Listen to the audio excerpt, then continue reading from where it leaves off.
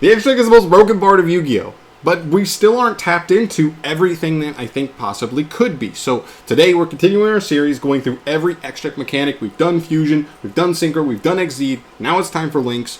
We've already gone through those, and I'm giving you 5 more options this time for Links that I believe down the line will be meta-based, or will be in some meta deck, abused in some meta deck in some way, shape, or form.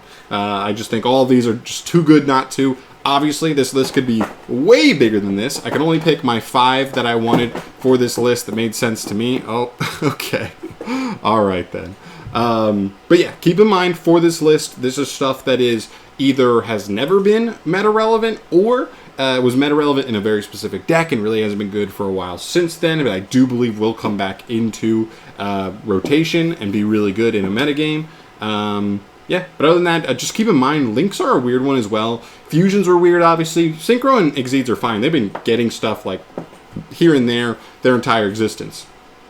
Fusions are just so particular the way they work as a mechanic. But Links are weird because they're so new. I mean, they're not new, but we, 6 or 7 years we've only had them. And so a lot of them, they were made to be good, like on drop. Konami wanted a lot of Link monsters to be good. That's why a lot of them were really hard pushed. There's still a couple hidden gems, though. So, without further ado, let's jump into it. Also, before I do, let me know in the comment section down below what other Link monsters you believe could have been on this list. And swapped in for one or more of the ones that I have on my list today. So, let's get into it. Starting off here, number 5 on the list is Raid Raptorwise Strix. I cannot believe this card has not really been like meta yet. It just feels hard to believe. It takes any 2 Dark Wing Beast monsters, which does sound hard, but when you look at the pool, there's actually a handful of like pretty solid Dark Wing Beast monsters that can facilitate this card. You've got a bunch of extenders. You've got the one thing we don't have is like a really good starter. That's like a 1-card Y Strix. That's like super consistent and everything you want. But outside of that, this card's crazy. It gives you a free level 4 Dark Beast, Wing Beast from the deck. That's usually like Zephyros, because once it goes to grave, he's coming back as another extender anyway. And if a Raid Raptor Exceed, which usually you go into after you make this card, activates its effect, you get to set a rank up magic spell straight from the deck. Which is really good. It's a couple of quick play ones, a couple of other ones that like just help you get up into the crazy Raid Raptor, or even just other generic crazy boss monsters that Exceed monsters already exist already. So card's kind of crazy. I just think in a realm where Hulk was crazy, Ice Sold was crazy, Cherubini was crazy. I kind of look at this card and I'm like, this card kind of feels like those. A little bit less generic, a little bit more specific to like Dark Wing Beasts. So I get it from that perspective, is like that's why, is we haven't gotten enough Dark Wing Beast stuff around it to kind of push it all the way there. But I do think at some point that'll come to fruition. I feel like every time they make Wing Beast support, it's either gotta be Wind or Dark. And at some point we'll get some more Dark stuff and this stuff will take off. This card will take off and it'll be meta relevant. So yeah. Moving on to number 4. Gravity Controller. I love this card. I wanted to put at least one Link 1 on here, but a lot of Link 1s do get abused. The only other one I almost included was like Artemis, the Spellcaster one that takes any level 4 lore Spellcaster just as a tool to get Spellcasters engraved. But there's been no like Spellcaster deck that's been like amazing, that like really made full use of it. There's been a couple decks here and there, decks that like clear a Spellcaster to like make Dogmatica stuff live, but that's not even, I don't even think that was like ever like truly meta. So yeah, when we look at Gravity Controller, this card's cool. Takes any non-Link monster in the extra monster zone. And here's my philosophy on this card. As we move into the future of Yu-Gi-Oh!, I think Konami has learned destruction-based removal, kind of mid. Not amazing for modern day Yu-Gi-Oh! It's got to be better. Like floating effects that like literally trigger when you're just sent from field to graveyard, very strong, because it's so easy with Link monsters and everything else we have available to just like how easily stuff can just end up in grave, end up being like the actual good float effects. If they want to make good decks, they make cards float generically, and I think that includes extra deck monsters. I think that includes maybe pendulums. I've played Zephyra, and this card comes up all the time in an actual pendulum control deck. This card's really cool. It's like a pseudo removal card. It blocks your opponent from being able to kill you sometimes, unless they want to waste removal on this card. I really think it's a solid card, and I do think it will come up in a meta deck down the line. Number 3 on the list, Reptilian Echidna. Kind of in the same vein as Wise Strix. It's definitely a card I read and I'm like, wow, this card's really good. If reptiles ever really like came around, we could be looking at something special here. Now, we saw bee troopers, we saw insects come around and be a tier 1 deck in the meta. Now, it needed DPE, but like that just means like maybe reptiles just need a card-esque to DPE that kind of like puts it there. Maybe a new archetype, but they just got bee troopers. I know we got Ogdo Addicts a couple years ago, but that's not really a full reptile like glue archetype like bee trooper kind of feels, especially with the extra deck stuff. Like I feel like reptiles would need like a couple more extra cards to really cement everything together. But all things considered, I think there are some cool cards in reptiles. They would just need like one big push, and I think it's going to be crazy. It's essentially a removal spell because it permanently makes a monster's attack 0. This card's already bigger than 0, so it essentially is a free removal for any monster. And then this card can also just add any number of reptiles to your hand equal to the number of monsters your opponent controls with 0 attack. So make something 0, add a free reptile. Any reptile, there's no restriction with level, there's no restriction with anything. It just locks you into reptiles from the extra deck for the rest of the turn. Insanely powerful search effect on top of like a pretty solid just removal effect essentially. And I like this card. It's also not even fully reptile based. You can make this card with any 2 monsters as long as one of them's a reptile. So that even opens the door for playing outside engines to kind of help you extend as well. Really cool. Hopefully we see reptile support down the line. I really think they deserve it. I think they're very, very similar to insects to me. A lot of people kind of think they're gross, right? But there are some cool, like if they got a new archetype that was like super, super cool looking, like kind of how bee troopers ended up being, and it kind of pulled some older cards that have been looked at as not that good or never really had a home but could be good, like into a cohesive strategy, we could be looking at something crazy. So I like this card a lot for that potential. Number 2 on the list, Boral Code Dragon. This is a weird one. This was actually a cover art card, so I'm kind of surprised this card didn't get a little more traction. I never saw it legit in like any deck profile ever. Like I didn't see this in like a single topping list anywhere. It didn't matter. Never saw it. Really, really weird. But its effects are like solid, but they are kind of niche. So you would need like, you probably would only be playing this in a flexible extra deck. There's so many good extra cards out nowadays where I don't know if this card is outclassing some stuff, but I do think it is a really interesting card. So here we go.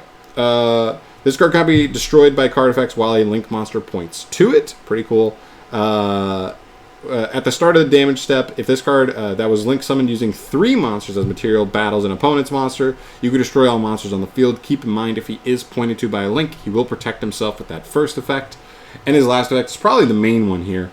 You can banish this card from your graveyard to banish a dark monster with 3,000 or more attack from the field, and if you do, special summon 1 topologic monster from your extra deck or graveyard. Now, this was a little more of an interesting effect when a Dragoon was a little more popular in the format, because this is a non-targeting banish. So as long as you bait the Dragoon negate, this is just a removal for Dragoon, which is pretty cool. We also have cards like Ultimate Slay. We also have cards like Dogmatic Punishment. Stuff that can get this into grave just to make that graveyard effect live. And really what it comes down to is when I look at this card, I go, dark monster with 3,000 or more attack. That literally sounds like the definition of Yu-Gi-Oh! Konami just loves making big dark monsters. So I would not be surprised if with stuff like Ultimate Slay, with stuff like Dogmatic Punishment, or any like a Nadir's Servant. I know this card wouldn't be able to trigger that same turn because you'd have to summon a Topologic from extra deck. I guess you could summon from grave if it was already there and successfully summoned, but I don't know how often that's coming up. But either way, it's still a pretty good removal effect, all things considered. It's just a little bit specific on what it hits. But big dark monsters, that is Yu-Gi-Oh! That'll come up down the line. I guarantee you on that. So I'll take it. I just think all of its effects combined, also not that bad, especially for a Link 3. Like a board wipe combined with like potentially saving himself is pretty good for just making a Link 3. A lot of times you have to get like all the way to a Link 4 to really have that kind of potential power. in your deck. So we'll take it. I think it's a really cool card. Definitely curious if it comes up down the line. And I want to put a higher rated Link monster on here. The only one I didn't put that I thought I really could have is the New Zealantis Link 4 that's coming out in Darkling Blast. But for my last one, I know I've been doing this for all the lists pretty much aside from Fusion, is putting a card that is not even out yet, but we will be getting, that I still believe will be meta relevant. And for this video, that ends up being one of my new favorite cards, Muckracker of the Underworld, or from the Underworld. This card is so cool, such an insane Fiend support card. Yeah, I love her design. It's just tour guide. If it was a Link 2, not like Beat Cop. Beat Cop is kind of cheeks as a card. It's okay. It comes up in very niche scenarios. But this card is like a legitimate... You read this, you're like, that is a good Yu-Gi-Oh card. Well, you read Beat Cop and you're like, what is this card doing? So here we go. Takes any 2 effect monsters. That is so generic. I love that. Cannot be used as Link material to turn its Link summon. That's how you know it's a good card. If a monster you control would be destroyed by battle or card effect, you contribute a Fiend monster instead. That's pretty sweet as well. This card protects other Fiend monster, actually any monster, protects any other monster you control by potentially tributing itself, or it could protect itself by tributing another Fiend you control. It's really cool. It kind of lets you pick what's going to get destroyed here or there when you're ready, which is cool. And then the main effect. Target a Fiend monster in your graveyard, except for itself. Discard a card, and if you do, special summon that monster. Also, you cannot special summon monsters for the rest of this turn, except Fiend. So there you go. It just reborns any Fiend monster in the graveyard. There is no level restriction on this. It doesn't have to summon in defense position, so you can summon Link monsters off of this. This is insane. It even discards as effect, not as cost. So not only does it still trigger dangers, but it also triggers Dark Worlds, which is a new structure deck. Actually looks like a pretty competent deck when it comes out. I'm sure it'll be like a pretty scary rogue deck if you run into it. This card, super abusable in there. Now, it does lock you into Fiends for the rest of the turn, but depending on what you're getting out, could be huge, right?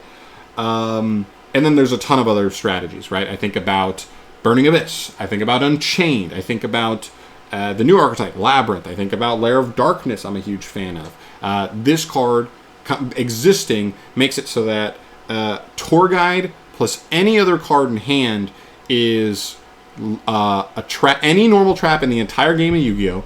With a Lilith on field, and its effects are live, and it has 2,000 attack. And you also still... no, you would have tributed Muckracker. But, like, yeah, you get Lilith with its effect to use on the opponent's turn, and any trap in the game, just off Tour Guide. That's actually pretty good. It could literally be... You could literally be Artifact Sanctum. So you have Scythe plus Lilith on field off of one card, and a discard in hand.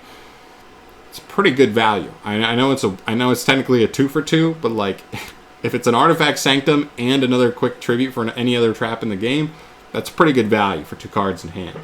Especially if you play some stuff that gets you value when it's discarded, for sure. But yeah, really, really cool card. Can't wait to see what comes up here. I think this card will be a staple in like so many Fiend decks. I'm very confident in that. So yeah, I can't wait to see how it pretty much ends up seeing play. I'm definitely going to play it in Labyrinth. I'm probably going to try it out in a couple other Fiend decks. And you'll definitely be seeing it from me. But yeah, that's pretty much it. There's my top 5, guys. Let me know your thoughts down below on this. What other links do you think could have made this list, as far as haven't really seen a ton of play in the last couple formats recently in Yu-Gi-Oh!, but you think will eventually make their way back into the metagame? I'd love to hear your thoughts on that. But thank you so much for watching, as always. Subscribe to the channel if you have not. And I'll see you in the next video. Peace. Whoa, where's my mouse?